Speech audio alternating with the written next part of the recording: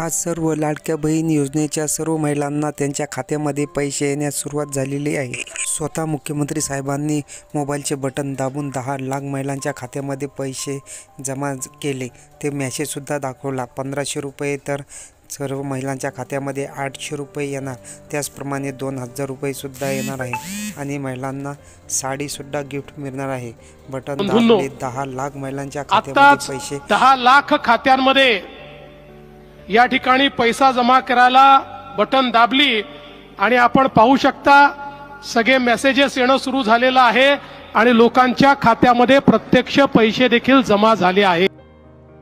मुख्यमंत्री साहेबांनी बटन दाबले आणि सर्व लाडक्या बहिणीच्या खात्यामध्ये पैसे, यामध्ये कोणत्या महिलांना पैसे येणार आहे आणि कोणत्या महिलांना यामध्ये पैसे येणार नाही या सर्व माहिती आदिती तटकरे यांनी सांगितली आहे आणि केव्हापर्यंत सर्व लाडक्या बहिणींना पैसे येणार आहे याविषयी संपूर्ण माहिती आदिती तटकरे काय म्हणतात तर 2 ते 3 दिवसामध्ये सर्वांना पैसे मिळणार।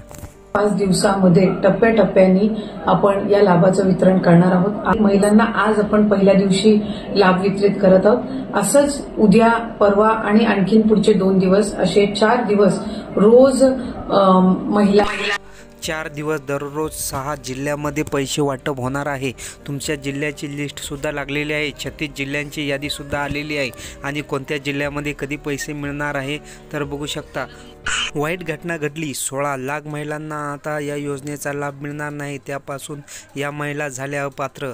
नियमात ह्या बसणार नाही। एका छोट्याशा चुकीमुळे 16 लाख महिलांचा हप्ता होणार बंद। परंतु कोणत्या अटी आहे त्यामध्ये ज्या महिला बसत नाही तर तुम्हाला माहीत आहे ते त्या अटी कोणत्या आहे? फेब्रुवारीचा हप्ता सरसकट मिळणार आहे का की कोणत्या महिलांना मिळणार आहे याविषयी संपूर्ण माहिती आता आपण बघितलीच आहे। 40 लाख महिला यापासून वंचित झालेल्या आहे तर त्या महिला कोणत्या आहे तर अजितदादा पवार यांनी कोणत्या अपात्र महिला आहे याविषयी संपूर्ण माहिती सांगितलेली आहे।